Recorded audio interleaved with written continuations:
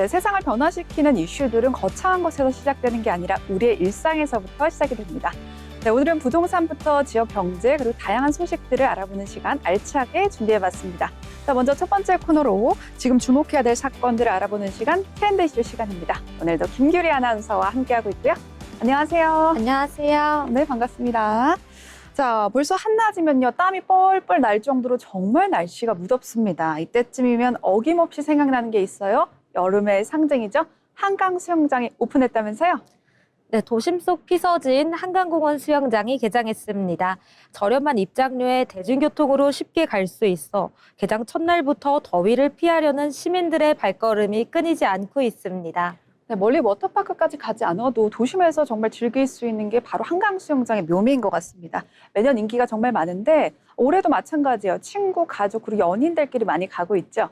맞습니다. 올해는 뚝섬과 여의도, 잠원 수영장과 함께 잠실, 양화, 난지물놀이장까지 총 6곳이 운영되는데요. 특히 잠실물놀이장은 세 단장을 마치고 한층 더 쾌적한 모습으로 돌아와 시민들의 호응이 아주 좋은 상황입니다.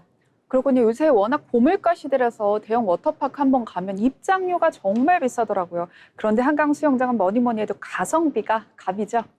그렇습니다. 수영장은 성인 기준 5,000원, 물놀이장은 3,000원으로 아주 저렴한데요. 여기에 다둥이 가족 할인 혜택도 있고요. 만 5세 이하 어린이는 무료 입장이라 특히 가족 단위 피서객들에게 인기가 많습니다. 와, 커피 한 잔 값도 안 되는 가격이라니 정말 감동스러운데 그럼 운영 시간은 어떻게 되나요? 한강 수영장은 지난 6월 19일에 개장해 8월 30일까지 운영될 예정입니다. 운영 시간은 기본적으로 오전 9시에서 6시까지인데요. 7월 이후 뚝섬, 여의도 등 특정 지역에서는 밤 10시까지 야간 개장도 한다고 합니다. 그렇군요. 이번 여름에는 저도 한번 가봐야겠다 이런 생각이 듭니다. 계속해서 다음 소식 짚어보도록 하겠습니다. 요새 러브버그가 퇴치가 유행이라고 합니다. 이 러브버그 어디서 나타났는지 실시간으로 알려주는 어플리케이션이 등장했다고요. 네, 러브버그 지도라고 하는 건데요. 시민들의 제보로 완성되는 이른바 참여형 지도입니다. 지도 앱에 접속해서 방금 어느 구역에 러브버그가 나타났다며 핀을 꽂아 위치를 공유하는 방식으로 벌레를 꺼리는 시민들 사이에서 아주 큰 호응을 얻고 있습니다. 이 시민들이 자발적으로 정보를 모아서 어플리케이션을 만든다. 이거 참 기발한 생각이다. 이런 생각이 드는데 저도 지난주에 놀러 갔었는데 러브버거가 너무 많아가지고 사실 좀 놀랐었던 그런 기억이 있습니다. 이렇게 러브버거 출몰 지역을 확인할 수 있는 어플리케이션이 생기니까 정말 편하구나 이런 생각이 들어요. 네, 해당 사이트에 들어가 보면 지도 위에 각 동네별 위험도가 띄워져 있어 출몰 현황을 쉽게 알 수 있는데요. 커뮤니티 공간에서는 지금 몇 번 출구 쪽에 까맣게 붙어 있다. 이쪽 골목은 피해서 큰 길로 돌아가라 등 수다를 떨듯 생생한 목격담과 대처법이 실시간으로 올라오고 있습니다. 이런 것이야말로 정말 집단 지성이다 이런 생각이 드는데 근데 궁금한 것이 이런 어플리케이션이 생겨난 이유가 올해 러브버거 출몰이 유난히 심한 걸까요? 맞습니다. 이른 무더위 탓에 러브버그가 작년보다 일찍 한꺼번에 부화했기 때문인데요. 워낙 떼지어 출몰하다 보니 요즘 2030 세대 사이에선 외출 전부터 지도를 켜서 출몰 지역을 확인하는 게 일상이 될 정도입니다. 시민들이 스스로 피할 길을 찾고 있다 이렇게 보여지는데 지자체에서는 지금 어떤 방역을 하고 있나요? 네, 지자체에서는 민원이 폭주하자 서울시가 처음으로 살수 드론을 투입했는데요. 무분별한 화학 살충제 대신에 드론을 띄워 사람 손이 닿지 않는 높은 가로수나 건물 외벽 등에 붙어 있는 러브버그를 강한 고압의 물줄기로 떨어뜨리고 있습니다. 네, 그렇군요. 시민들의 똘똘한 지도 앱과 지자체 방역이 합쳐져서 올해 러브버거 퇴치가 빨리 됐으면 좋겠습니다. 계속해서 다음 이슈 살펴보도록 하겠습니다. 냄새가 덜 나고 달콤해서 액상담배 피우시는 분들 많으셨죠. 그런데 이 과일향 전자담배가 오히려 암 유발을 높인다는 충격적인 연구 결과가 있었습니다. 네, 그렇습니다. 전자담배 액상에 첨가된 과일향이 가열될 때 1급 발암물질이 훨씬 더 많이 생성된다는 연구 결과가 나왔는데요. 향이 없는 일반 액상과 비교해도 독성이 훨씬 강하고 암 발병 위험이 높습니다. 젊은 층 사이에서는 망고나 수박처럼 정말 달달한 향을 내는 이런 액상담배가 인기인데 그런데 더 큰 문제가 이런 특정 과일향들이 발암물질 생성 측에서는 굉장히 높은 지수를 보였다고요? 맞습니다. 연구진들이 다양한 향을 실험했는데요. 망고나 수박, 자두처럼 단맛과 단향이 강할수록 인체에 들어와 유전자를 심각하게 손상시키고 발암물질 수치를 급격히 끌어올리는 것으로 확인됐습니다. 결국에는 이 담배 액상 자체보다는 달달한 향기를 내게 만드는 이 물질이 문제인 것 같습니다. 이 첨가물들이 기계의 뜨거운 열을 만나면 치명적인 독성을 뿜어낸다면서요. 정확합니다. 과일향을 내는 화학 첨가물들이 높은 열을 받으면 분해되는데요. 이때 호흡기와 폐에 치명적인 화학 물질로 변질되어 우리 몸속으로 고스란히 들어오는 원리입니다. 정말 충격적입니다. 보통 담배 대신 액상 담배 피시는 분들이 몸에 쾌쾌한 냄새 안 난다 이래가지고 피시는 건데 건강에는 사실 더 해로웠습니다. 네, 그렇습니다. 기분 좋은 과일향 때문에 심리적인 경계심이 쉽게 허물어지는 건데요. 건강에 덜 해로울 것이라는 착각을 불러일으켜 특히 2030 청년층과 청소년들을 흡연으로 유도하는 달콤한 덫이 되고 있습니다. 네, 냄새가 좋다고 방심했다 피웠다가는 암 발병률이 더 높아지는 그런 무시무시한 액상 담배였습니다. 계속해서 오늘의 마지막 이슈 넘어가 보도록 하겠습니다. 요즘 2030 청년층 사이에서도 탈모가 또 이슈라고 합니다. 사실 저도 초기 탈모를 겪고 있는 사람으로서 굉장히 공감 갔는데 이 청년 탈모 치료에 건강보험을 적용하자 뭐 이런 이야기들이 나오고 있습니다. 정작 당사자인 2030 세대 안에서도 의견이 팽팽하게 갈리고 있다면서요. 그렇습니다. 취업 스트레스와 식습관 변화로 청년 탈모 환자가 급증하면서 건보 적용 논의가 본격화됐는데요. 혜택을 받는 당사자들임에도 불구하고 찬반 여론이 극명하게 나뉘고 있습니다. 보통 청년을 위한 직원 정책이다. 그러면 보통 청년들은 오케이 하겠습니다. 이렇게 말을 하는데 찬반이 팽팽하게 갈리고 있다는 거. 반대하는 쪽에서는 이거 어떤 이유로 반대하고 있는 걸까요? 네, 핵심은 건강보험 재정 고갈에 대한 우려입니다. 생명에 지장이 없는 단순 미용 목적의 치료에까지 세금과 건보료를 투입하는 건 명백한 예산 낭비라는 주장입니다. 그렇군요. 뭐 가뜩이나 뭐 저출산과 고령화로 건보 재정에 대한 걱정이 큰 상황이다 보니 굳이 이런 것까지 할 필요 있냐 이런 의식들이 나오는 것 같아요. 그럼 반대로 찬성하는 쪽의 입장은 어떻습니까? 탈모를 단순히 외모 고민이 아니라 심각한 사회적 질병으로 대해야 한다는 입장입니다. 외모 변화로 인한 우울감과 대인기피증이 청년들의 취업과 사회생활을 심각하게 가로막고 있다는 입장입니다. 요새 사실 취업 문턱도 정말 높은데 거기다가 이제 심리적 위축감까지 들면 안 될 것 같다 이런 생각도 듭니다. 이제 막 사회 발현이 된 초년생들에게 꾸준하게 들어가는 약값과 치료비 보통이 아닐 것 같다 뭐 이런 생각도 드네요. 맞습니다. 탈모는 비급여인 경우가 많아 약값이 비싸고 또 평생 동안 복용해야 하는 경우가 대부분인데요. 이러한 경제적 부담 때문에 제때 치료를 받지 못하고 포기하는 청년들이 많다 보니 국가 차원의 지원이 절실하다는 호소가 이어지고 있습니다. 네, 단순 미용이냐 아니면 사회적 질병이냐 뭐 찬반 의견이 팽팽하게 갈리고 있기 때문에 어느 한쪽의 편을 들어주기는 조금 힘들 것 같고요. 우리의 건강보험료가 의미 있고 가치 있게 쓰였으면 좋겠습니다. 지금까지 트렌드 이슈였습니다.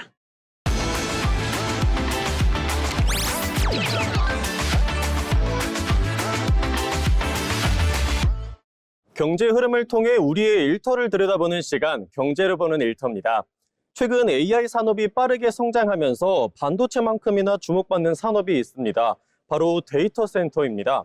챗 GPT를 비롯한 생성형 AI 서비스가 확산되면서 전 세계적으로 대규모 데이터 센터 건설이 이어지고 있는데요.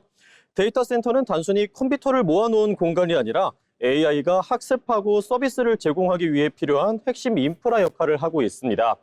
오늘은 데이터 산업이 왜 빠르게 성장하고 있는지, 그리고 이러한 변화가 우리의 일터를 어떻게 바꾸고 있는지 함께 살펴보겠습니다. AI는 일반 인터넷 검색보다 훨씬 많은 연산 능력과 전력을 필요로 합니다. 질문 하나를 처리하기 위해 수많은 반도체가 동시에 작동하고 막대한 전기가 사용되기 때문인데요.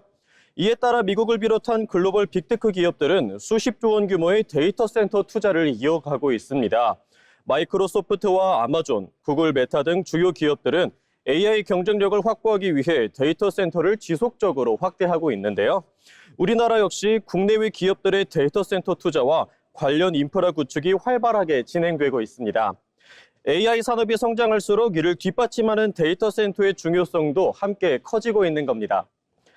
데이터 센터가 늘어나면서 새로운 일자리도 함께 늘어나고 있습니다.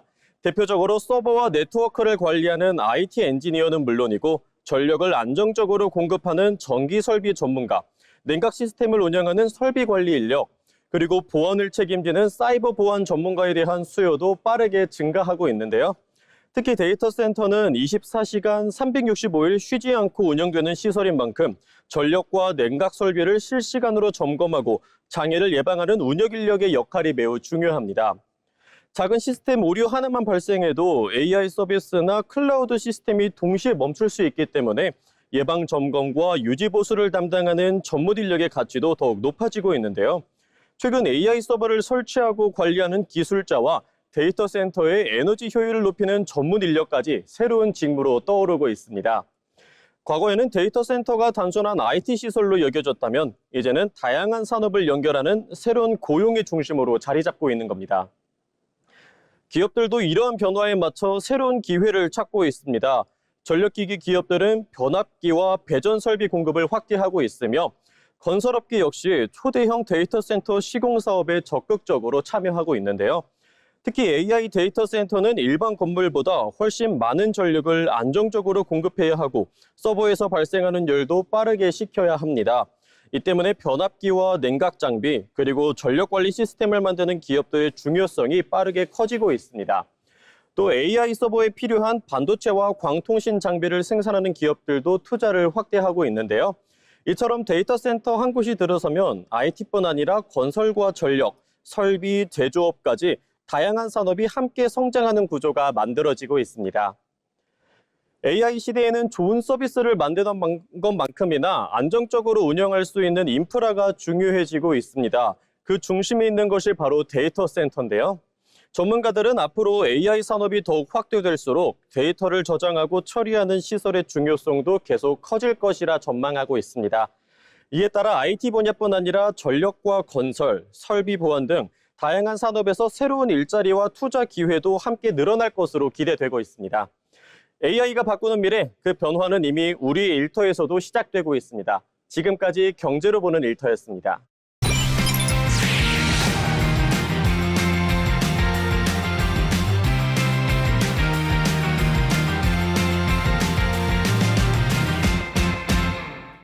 네, 한 주간의 경제 이슈를 알아보는 시간, 편지 기자의 경제톡톡 시간입니다. 자, 오늘도 함께하고 있고요. 안녕하세요. 네, 안녕하세요. 네, 반갑습니다. 자, 국민연금이 올해 들어서 운영 수익이 무려 200조 원을 돌파했다는 놀라운 소식입니다. 특히 국내 주식 성과 투자 성과가 어마어마하다고 하죠. 그런데 시장에서는 수익 규모보다 리밸런싱 재개에 더 큰 관심을 보이고 있죠. 네, 국민연금은 올해 4월 말 기준으로 208조 6천억 원의 운용 수익을 거두면서 14.18%의 수익률을 기록했습니다. 특히 국내 주식 부문 수익률은 59.7%에 달했는데요. AI 투자 확대와 반도체 업종 강세, 국내 증시 상승이 맞물리면서 국민연금 수익률도 큰 폭으로 개선됐습니다. 하지만 시장이 더 주목하는 건 얼마를 벌었느냐보다 앞으로 어떻게 움직일 것이냐입니다. 네, 이렇게 큰 규모를 리밸런싱 하게 되면 국내 주식 시장에 타격이 있을 것 같다 이런 생각도 드는데 정확히 여기서 말하는 리밸런싱 무슨 뜻일까요? 네, 리밸런싱은 말 그대로 자산 비중을 다시 맞추는 작업입니다. 최근 국내 증시가 크게 오르면서 국민연금이 보유한 국내 주식 비중도 목표치를 웃돌게 됐는데요. 이것을 그대로 두면 특정 자산에 투자가 쏠릴 수 있기 때문에 일부를 줄이고 다른 자산과의 비중을 다시 맞추는 겁니다. 즉, 더 큰 수익을 내기 위한 투자 전략이라기보다는 위험을 분산하기 위한 장기 투자 원칙에 가깝습니다. 네, 그렇군요. 이제 국민연금이 갖고 있는 하이닉스, 삼성 이런 거 팔기 시작하면 무서울 것 같다 이런 생각도 사실은 들거든요. 국민연금이 주식을 팔기 시작하면 증시가 흔들릴 것이다. 이런 의견에 대해서는 어떻게 생각하시는지? 네, 그런 우려는 있지만 지나치게 불안해할 필요는 없다는 것이 많은 의견입니다. 국민연금은 단기 차익을 노리는 투자자가 아니라 국민의 노후 자금을 운용하는 장기 투자 기관이기 때문입니다. 실제로 국민연금도 시장 충격을 최소화하는 방향으로 리밸런싱을 진행하겠다는 입장을 밝힌 만큼 한꺼번에 대규모 매도에 나설 가능성은 크지 않다는 입장입니다. 네, 결국 이번 리밸런싱도 주가를 예측해서 사고팔고 하기보다는 장기적인 관점에서 움직이겠다. 이렇게 보면 될까요? 네, 맞습니다. 국민연금은 시장의 단기 흐름보다 안정적인 노후 자산 운용을 가장 중요한 목표로 하고 있습니다. 이번 리밸런싱도 많이 오른 자산은 일부 줄이고 부족한 자산은 보완해서 위험을 관리하는 과정인데요. 전문가들은 국민연금의 매매 자체에 일희일비하기보다는 앞으로 국내 기업들과의 실적과 우리 경제의 기초 체력이 증시를 좌우할 더 중요한 변수라고 보고 있습니다. 네, 계속해서 다음 이슈 보겠습니다. 우리 트렌드 이슈 시간에서도 탈모 치료제 건보료 조공에 대해서 이야기했는데 다시 한번 이야기 나눠보도록 하겠습니다. 이 정부가 추진하던 탈모 치료제의 이제 건보 적용 논의에 제동이 걸렸다는 소식입니다. 국민 참여 토론회까지 갑자기 취소가 됐는데요. 탈모 치료제를 건강보험에 넣는 문제, 이거 왜 이렇게 이슈일까요? 네, 이번 논란은 탈모 자체보다는 건강보험 재정을 어디에 먼저 써야 하는지를 놓고 의견이 갈렸기 때문입니다. 정부는 탈모 치료도 국민 삶과의 질과 관련된 만큼 사회적으로 논의해보자는 취지였지만 의료계와 환자단체에서는 지금도 건강보험 혜택을 충분히 받지 못하는 중증 질환 환자들이 많은데 탈모를 먼저 논의하는 것은 우선순위가 맞지 않다고 반발했습니다. 결국 이런 논란이 커지면서 정부도 토론회를 취소하고 다시 검토하기로 한 겁니다. 근데 저 같은 경우는 탈모도 치료가 필요한 질환이다 이렇게 보는 편인데 그런데 왜 우선순위에서 밀리는 걸까요? 네, 건강보험 재정은 한정돼 있기 때문입니다. 새로운 치료를 건강보험에 포함하면 그만큼 추가 재정이 필요한데 결국 어떤 질환을 먼저 지원할 것인지 선택해야 하는 상황이 온 겁니다. 실제로 환자단체는 현재도 암이나 희귀질환 환자 가운데 비싼 치료비 때문에 치료를 미루거나 포기하는 사례가 적지 않다며 건강보험은 생명과 직결된 질환부터 보장을 확대하는 것이 맞다고 주장하고 있습니다. 네, 반대로 저처럼 탈모 치료제도 건보료 적용이 필요하다 이렇게 주장하는 의견들도 꽤 있습니다. 네, 그렇습니다. 탈모는 생명을 위협하는 질환은 아니지만 특히 청년층에서는 취업이나 대인관계, 심리적인 위축으로 이어질 수 있다는 의견도 적지 않았습니다. 실제로 탈모 치료를 받는 사람은 꾸준히 늘어나고 있고 관련 시장도 계속 커지고 있는데요. 이 때문에 탈모를 단순한 미용 문제가 아니라 삶의 질과 관련된 질환으로 봐야 한다는 시각도 있습니다. 네, 건보료의 적용 범위가 점차 커지고 있는 요즘입니다. 결국에는 건강보험의 역할 어디까지 볼 것인가가 가장 중요해진 것 같습니다. 네, 맞습니다. 이번 논란은 탈모 치료제 하나를 건강보험에 넣을지 말지의 문제가 아니라 한정된 건강보험 재정을 어떤 기준으로 배분할 것인지에 대한 질문을 던진 겁니다. 앞으로 새로운 치료제와 의료기술은 계속 등장할 텐데요. 전문가들은 건강보험의 지속 가능성을 유지하면서도 국민들이 납득할 수 있는 보장 우선순위를 어떻게 만들지가 앞으로 더 중요한 과제가 될 것으로 보고 있습니다. 네, 알겠습니다. 계속해서 다음 이슈 넘어가 보겠습니다. 실손 의료보험 그리고 도수 치료에 관련된 이야기인데요. 이 7월부터 도수 치료가 관리급여로 전환이 되면서 의료 현장에 적지 않은 변화가 예상이 됩니다. 저도 개인적으로 도수 치료 정말 많이 받았는데 이 정부는 과잉 진료를 줄여서 보험료 부담을 낮추기 위한 정책이다라고 이야기했지만 의료계는 치료 공백을 우려하면서 강하게 반발하고 있습니다. 도수 치료 하나를 두고 왜 이렇게 말이 많은지 설명 부탁드립니다. 네, 정부가 본격적으로 손을 보기 시작한 건 도수 치료 자체가 아니라 급격하게 커진 비급여 시장인데요. 도수 치료는 건강보험이 적용되지 않는 대표적인 비급여 항목입니다. 실손보험 가입자가 늘면서 환자는 치료비 부담을 크게 느끼지 않았고 일부 의료기관에서는 필요 이상으로 도수 치료를 권유하는 과잉 진료 논란도 이어졌습니다. 결국 보험료 지급이 계속 늘어나면서 그 부담은 실손보험료 인상으로 이어졌고 정부는 이 구조를 더 이상 그대로 둘 수 없다고 판단한 겁니다. 그러니까 정리해보면 도수 치료를 규제하려는 움직임은 아니다. 다만 실손보험료를 정상화하려는 의미가 더 크다. 이렇게 받아들이면 되겠군요. 네, 맞습니다. 실제로 지난해 도수치료 진료비는 약 1조 4,500억 원으로 비급여 항목 가운데 가장 큰 규모를 차지했습니다.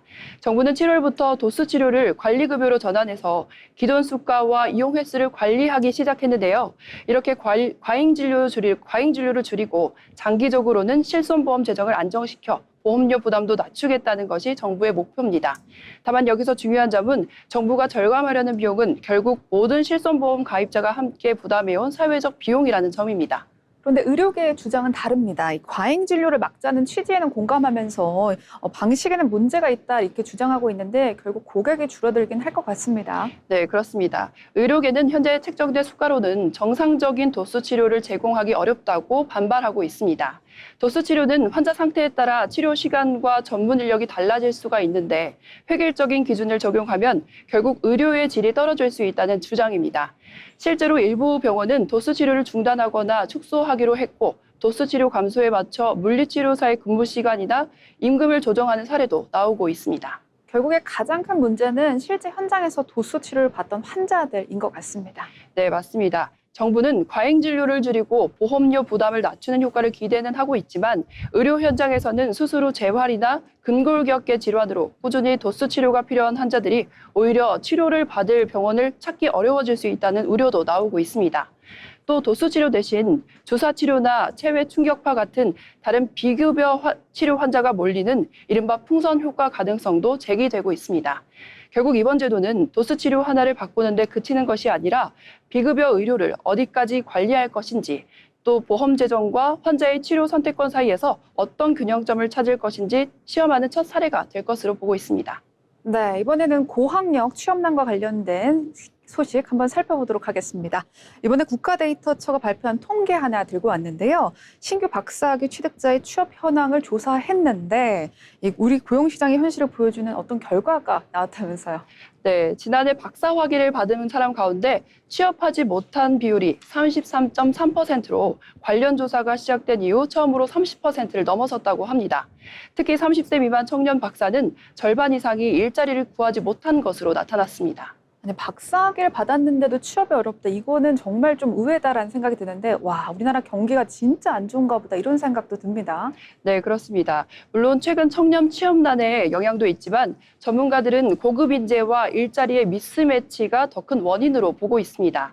학력 인구 감소로 대학은 교수 채용을 줄이고 있고 기업도 신입 연구 인력보다는 경력직을 선호하는 분위기가 강해진 겁니다.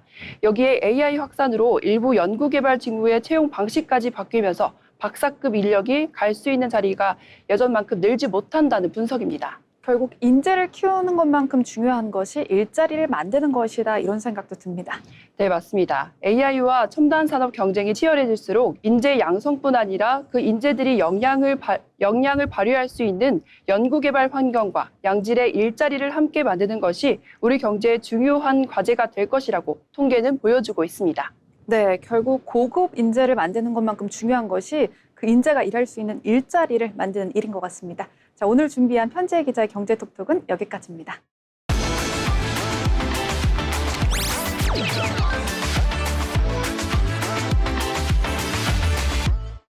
네, 자빈 스토리 시간입니다.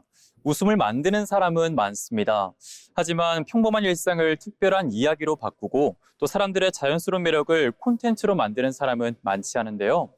오늘 자빈 스토리의 주인공은 대한민국 대표 예능 PD 나영석입니다. 나영석 PD는 1976년 충청북도 청주에서 태어났습니다. 어린 시절부터 방송 PD의 꿈을 꿨던 건 아닌데요.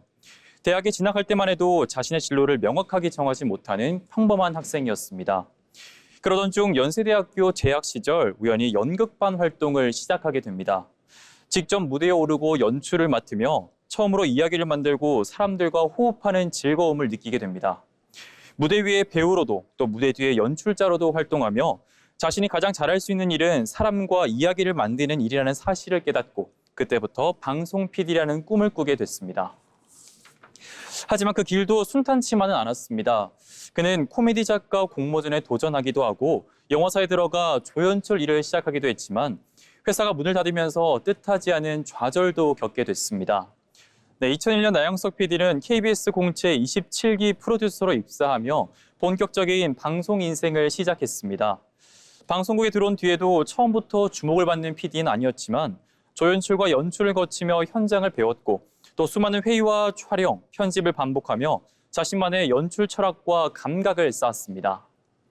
그의 이름을 대중에 각인시킨 프로그램은 단연 KBS 1박 2일입니다. 국내 곳곳을 여행하며 출연자들이 복불복 게임을 하고 낯선 곳에서 하룻밤을 보내는 형식인데요. 하지만 그 안에는 여행의 설렘과 멤버들의 진솔한 모습, 예상치 못한 웃음이 담겨 있습니다. 1박 2일은 남녀노소 모두가 즐기는 국민 예능으로 자리 잡았고 나영석 PD는 대한민국을 대표하는 스타 PD로 이름을 알리게 됐습니다. 하지만 화려한 성공 뒤에는 치열한 고민도 있었습니다. 당시 제작진의 강행군과 아이디어 고갈을 언급하며 시즌제 도입이 필요하다고 밝히기도 했는데요. 성공에 안주하지 않고 더 새로운 콘텐츠를 만들고 싶었던 그는 다시 한번 큰 결심을 하게 됩니다. 2013년 나영석 PD는 KBS를 떠나 CJ ENM으로 자리를 옮겼습니다. 공영방송이라는 안정된 환경을 뒤로하고 더 자유로운 제작 환경을 선택하게 된 건데요. 그 후 그는 꽃보다 할배, 삼시세끼, 신소유기, 윤식당, 지구오락실 등 수많은 히트작을 선보였습니다. 특히 여행과 음식, 일상이라는 평범한 소재를 예능으로 풀어내며 기존에 없던 장르를 만들어냈습니다.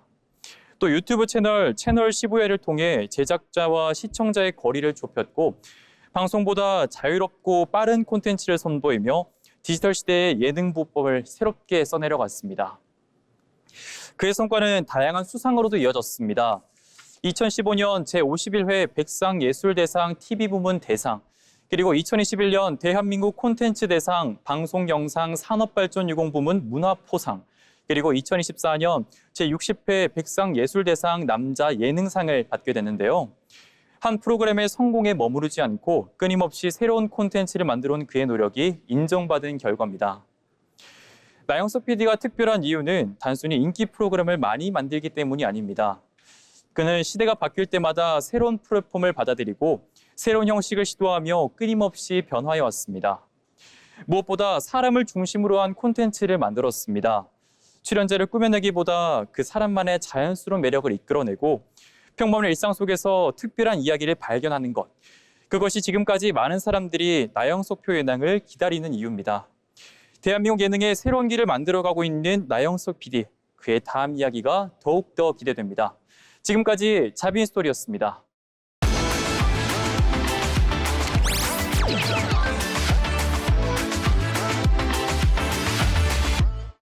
직업의 세계 시간입니다.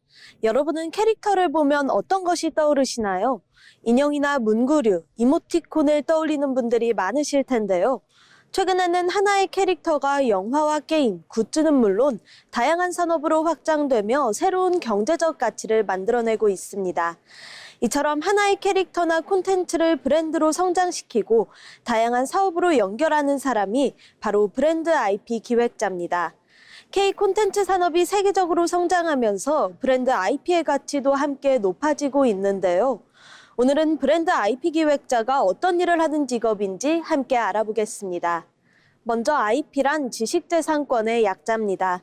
특허나 상표처럼 법적으로 보호받는 권리를 뜻하지만 최근에는 캐릭터와 웹툰, 드라마, 게임 애니메이션처럼 다양한 사업으로 확장할 수 있는 콘텐츠 자체를 의미하는 경우가 많습니다.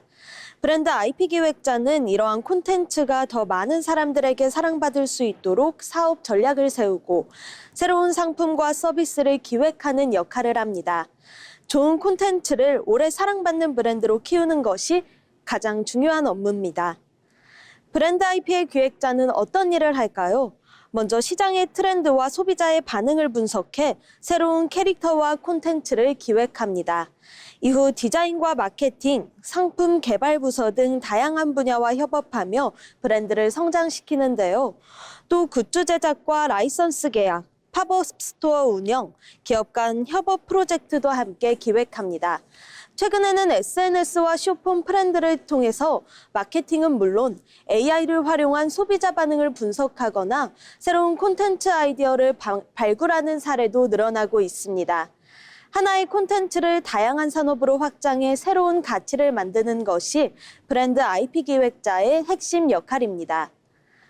브랜드 IP 기획자가 되기 위해서는 반드시 정해진 전공이 필요한 것은 아닙니다. 다만 콘텐츠 기획 능력과 마케팅에 대한 이해, 소비자 트렌드를 분석하는 능력이 중요합니다. 또 디자인과 영상, SNS 콘텐츠에 대한 관심도 도움이 되는데요. 무엇보다 다양한 사람들과 협업하는 일이 많은 만큼 원활한 의사소통 능력과 새로운 아이디어를 제안하는 창의력도 중요한 역량으로 꼽힙니다. 평소 콘텐츠를 즐기고 또 새로운 유행을 빠르게 받아들이는 사람에게 잘 어울리는 직업이라고 할 수 있겠습니다. 최근에는 K-팝과 웹툰, 드라마, 캐릭터 산업이 세계적으로 성장하면서 브랜드 IP의 활용 범위도 계속 넓어지고 있습니다. 하나의 인기 캐릭터가 굿즈와 게임, 전시, 또 광고는 물론 다양한 기업과의 협업으로 이어지며 새로운 수익을 창출하고 있는데요.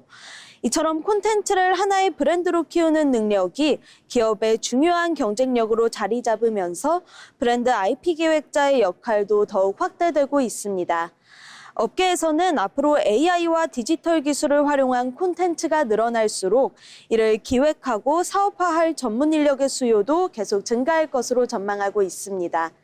과거에는 좋은 콘텐츠를 만드는 것이 가장 중요했다면 이제는 그 콘텐츠를 또 얼마나 다양한 분야로 확장하고 새로운 가치를 만들어내느냐가 더욱 중요한 시대가 되고 있습니다. 브랜드 IP 기획자는 캐릭터와 콘텐츠를 하나의 상품이 아닌 오랫동안 사랑받는 브랜드로 성장시키는 사람인데요. 좋은 아이디어를 새로운 산업으로 연결하는 힘. 앞으로도 브랜드 IP 기획자는 K 콘텐츠의 산업과 성장을 이끄는 핵심 직업으로 더욱 주목받을 것으로 예상됩니다. 지금까지 직업의 세계였습니다.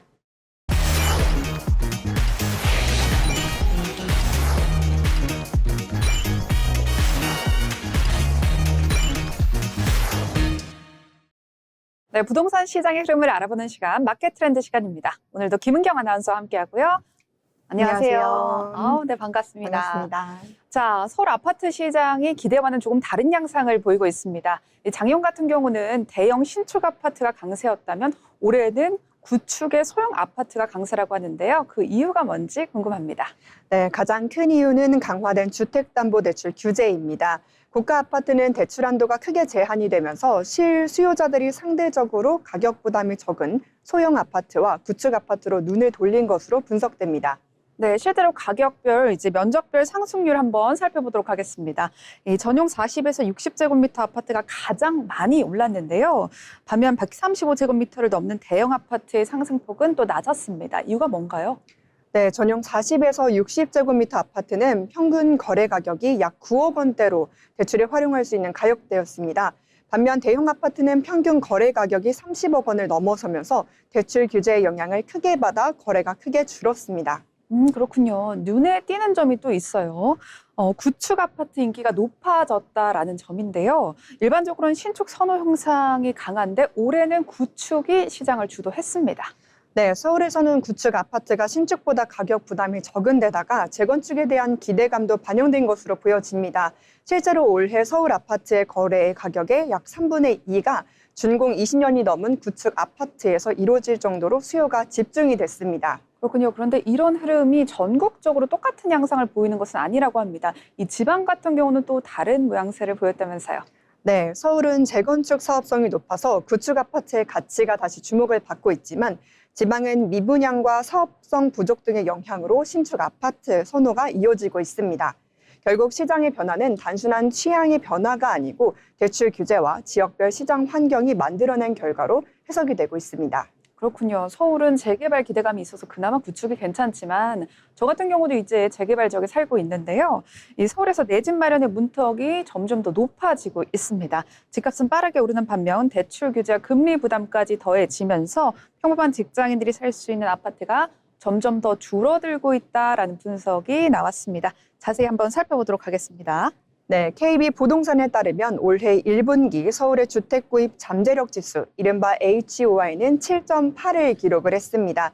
쉽게 말해서 중위소득 가구가 대출을 받아 살 수 있는 아파트가 서울 전체의 약 8% 수준에 불과하다는 의미입니다. 네, 결국에는 이제 중산층이 가장 살기 힘들다 뭐 이런 생각이 드는 요즘인데요. 이처럼 주택 구매 여건이 악화된 가장 큰 이유는요. 집값 상승 속도가 소득 증가 속도를 앞질렀기 때문입니다. 최근 3년 동안 서울의 중위아파트 가격은 20%가 넘게 오른 반면 중위소득의 가구 월급은 10% 상승에 그쳤습니다. 네, 여기에 대출 규제에도 영향을 받았습니다. 대출을 통해 집을 마련하려는 실수요자들은 빌릴 수 있는 금액이 줄어든 반면에 현금 자산이 많은 사람들은 상대적으로 영향을 덜 받아서 자산 격차가 커질 수 있다는 지적 또한 나오고 있습니다.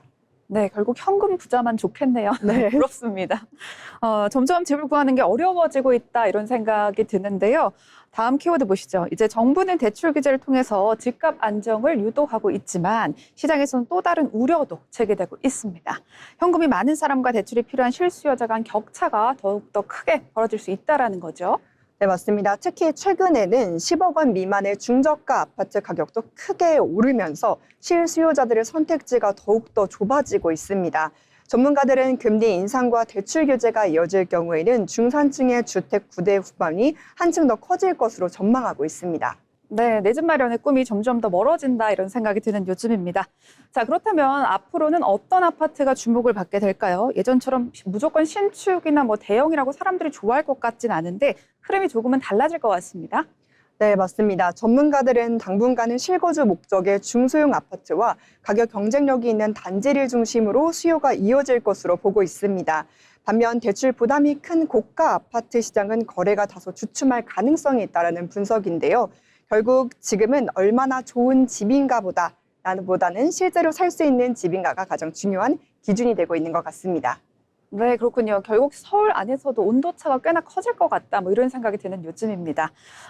아파트를 이제 사시려고 하시는 분들은 단기적인 가격 상승에만 초점을 맞추시겠지만 사실은 자신의 자금 계획과 대출 가능 범위를 꼼꼼하게 살펴보는 것이 무엇보다 중요한 것 같습니다.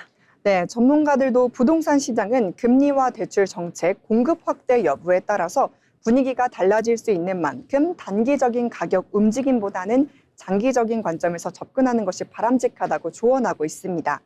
전문가들은 집값 안정 정책도 중요하지만 실수요자의 주거 사다리가 무너지지 않도록 균형 있는 정책이 함께 마련돼야 한다고 강조하고 있습니다. 결국 이번 통계는 단순히 집값이 오르는 것이 아니고 평범한 직장인의 내 집 마련이 그만큼 더 어려워지고 있다는 지표로 해석이 되고 있습니다. 네, 알겠습니다. 계속해서 다음 이슈 살펴보도록 하겠습니다. 이제 중요한 정보인 것 같은데요. 정부가 다음 달에 발표할 세제 개편안을 두고 부동산 시장에 관심이 주목되고 있습니다. 취득세부터 보유세, 양도소득세와 관련된 주택과 관련된 모든 세금이 전반적으로 검토 대상에 오르고 있는데요. 시장에 적지 않은 변화가 예상됩니다. 네, 정부가 가장 중점적으로 보고 있는 부분은 보유세와 양도세 개편입니다. 집을 여러 채 보유하거나 고가 주택을 가진 경우에는 세 부담을 높이고 시장에 매물을 나오도록 유도하겠다는 취지입니다. 특히 보유세를 계산하는 기준이죠. 공정시장 가액 비율을 조정하자는 방안이 유력하게 제기되고 있습니다. 다소 사실 저는 이제 처음 들어본 생소한 용어인데요. 결국에는 쉽게 말하면 세금을 계산하는 기존 비율을 높여서 보유세를 점진적으로 높이겠다 이런 말이죠. 네, 맞습니다. 현재는 공시 가격의 60%를 기준으로 세금을 계산하고 있는데요. 이를 단계적으로 높이는 방안이 검토되고 있는 겁니다. 법을 새로 만들지 않아도 시행령 개정만으로도 추진할 수가 있어서 현실적인 대안으로 평가받고 있습니다. 네, 그래도 좋은 것은 모든 집주인의 세금이 오르는 것은 아닙니다.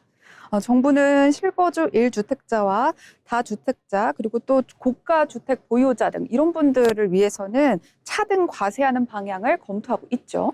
네, 실거주 목적 1주택자는 현재 수준을 유지하거나 부담을 완화하는 반면 다주택자와 초고가 주택 보유자는 세 부담이 커질 가능성이 있습니다.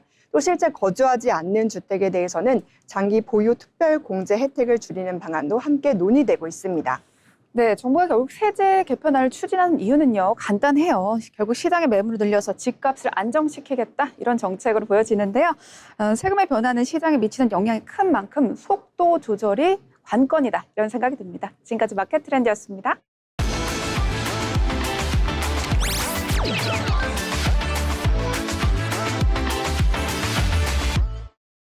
알아두면 쓸데있는 정보 알쓸정 시간입니다. 여러분은 냉장고 안을 어떻게 채워두고 계신가요? 혹시 음식이 많아지면 냉장고를 너무 꽉 채우면 전기세가 많이 나온다. 이렇게 생각하고 일부러 공간을 비워두는 분들도 많이 계실 텐데요. 반대로 장을 많이 본 날에는 냉장실과 냉동실을 가득 채워놓는 경우도 계실 것 같습니다. 그런데 흥미롭게도 냉장고는 무조건 비워두는 곳이 좋은 것도 아니고 무조건 가득 채워두는 곳이 좋은 것도 아닙니다. 특히 냉장실과 냉동실은 채워두는 방법이 서로 다르다는 사실 알고 계셨나요? 오늘은 냉장고를 더 효율적으로 사용하고 전기요금도 아낄 수 있는 방법에 대해 알아보도록 하겠습니다. 먼저 많은 분들이 알고 계신 상식부터 살펴보도록 하겠습니다. 냉장고는 꽉 채우면 안 된다. 아마 한 번쯤 다들 들어보셨을 텐데요. 이 말은 절반은 맞고 절반은 틀립니다. 왜냐하면 냉장실과 냉동실의 구조가 다르기 때문인데요. 냉장실은 차가운 공기가 내부를 계속 순환하면서 온도를 유지하는 방식입니다. 이때 음식이 너무 많으면 냉기가 이동할 공간이 부족해지는데요. 사람이 가득 찬 엘리베이터 안에서는 움직이기 어려운 것처럼 냉장고 안의 냉기도 자유롭게 움직이지 못하게 되기 때문입니다. 그래서 냉장실은 약 70% 정도만 채우는 것이 가장 효율적이라고 알려져 있습니다. 적당한 여유 공간이 있어야 냉기가 골고루 퍼질 수 있기 때문인데요.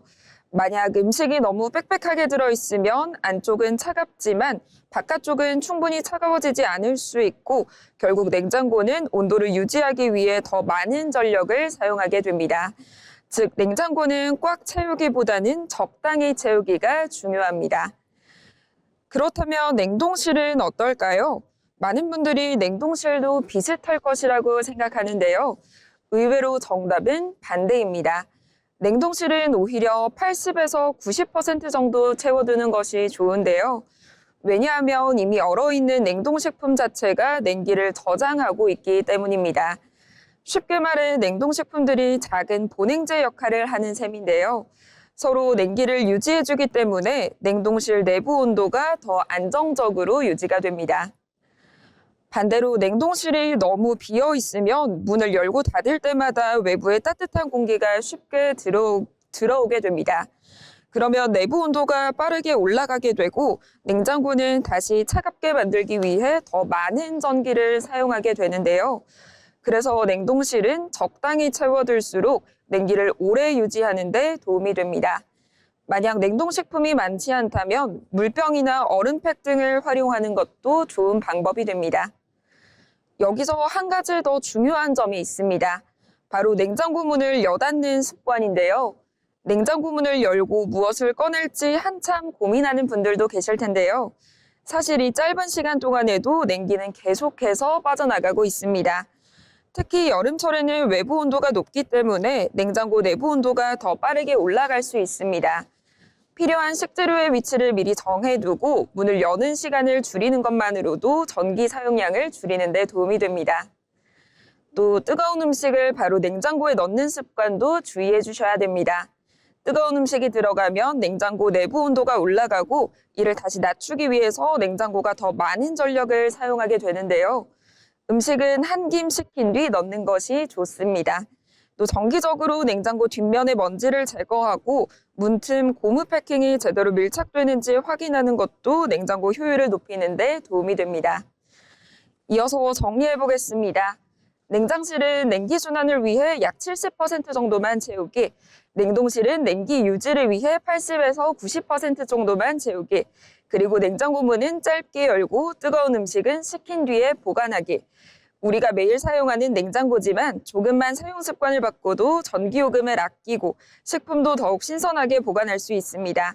알고 나면 바로 실천할 수 있는 정보, 지금까지 알쓸정이었습니다.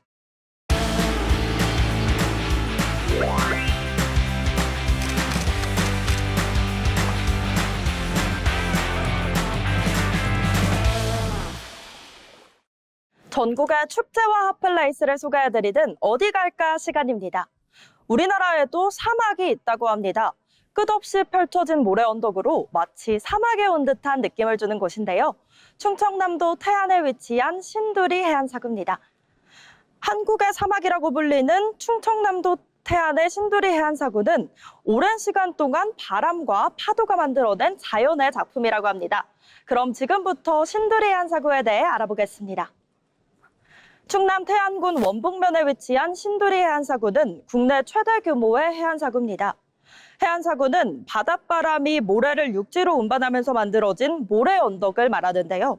신두리 해안사구는 길이 약 3.4km, 너비는 최대 1.3km에 이르는 거대한 규모를 자랑합니다. 또 해안사고는 비가기 이후 무려 15,000년이라는 세월 동안 바람과 파도가 빚어낸 거대한 자연유산입니다. 학술적 가치와 보존 필요성을 인정받아 2001년 11월 30일 천연기념물 제431호로 지정됐습니다. 이곳에 발을 디디는 순간 국내에서는 보기 드문 거대한 모래 언덕이 시야를 가득 채웁니다. 끝없이 이어지는 사구 능선은 마치 사막에 들어선 듯한 착각을 불러일으키며 바람에 따라 끊임없이 형태를 바꾸는 독특한 풍경을 만들어냅니다. 또 신두리 사구센터가 마련돼 있어서 방문객들이 해안사구를 보다 깊이 이해할 수 있습니다. 이곳에서는 사구가 어떻게 형성되고 유지되는 건지, 그리고 모래 언덕 속에서 어떤 생태계가 만들어지는 건지에 대해 전시와 자료를 통해 체계적인 학습이 가능합니다. 실제 서식하는 동식물 정보와 계절별 변화도 확인할 수 있어 단순한 관람을 넘어 이해하는 여정으로 확장시킬 수 있습니다. 이 때문에 이곳은 단순한 관광지를 넘어 아이들과 함께 자연의 순리를 배우고 또 체험할 수 있는 현장형 교육 공간으로도 큰 의미를 가지고 있습니다. 신두리 해안사구는 단순히 풍경만 아름다운 곳은 아닙니다. 육지와 바다의 완충지대인 해안사구는 바닷바람과 바닷물의 유입을 막아 해안 지역을 보호하는 역할을 합니다. 또 끊임없이 움직이는 모래는 다양한 동식물이 살아갈 수 있는 독특한 생태 환경을 만들어내는데요. 다양한 식물과 곤충, 희귀생물들이 서식하고 있습니다. 척박한 모래 환경에 적응한 식물들이 자라고 있어 생태학적으로도 매우 중요한 지역으로 평가받고 있습니다. 신두리 해안사구는 또 일몰 명소로도 유명합니다. 붉게 물든 이 노을이 모래 언덕 위로 내려앉은 순간은 정말이지 많은 여행객들이 꼽는 최고의 풍경인데요. 바람 소리와 파도 소리를 들으며 걷다 보면 일상 속 스트레스도 잠시 잊게 됩니다. 복잡한 도심을 벗어나 자연 속에서 여유를 찾고 싶은 분들에게 추천해드리고 싶습니다. 최근에는 자연 그대로의 모습을 보존하면서도 친환경 관광지로 발전하기 위한 다양한 노력도 이어지고 있습니다.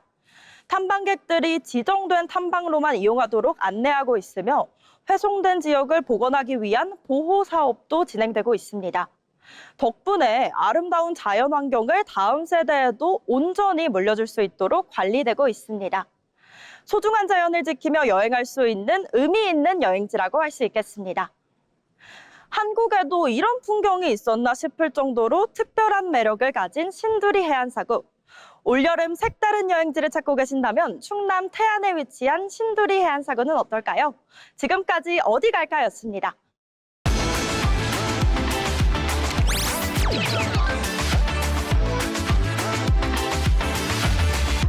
네, 트렌드를 알아보는 것이 미래를 준비하는 또 다른 방법이 되고 있습니다. 여러분, 오늘 준비한 이야기들이 여러분들의 인사이트에 도움이 되었길 바랍니다. 지금까지 트렌드 코리아 톡톡이었습니다. 고맙습니다.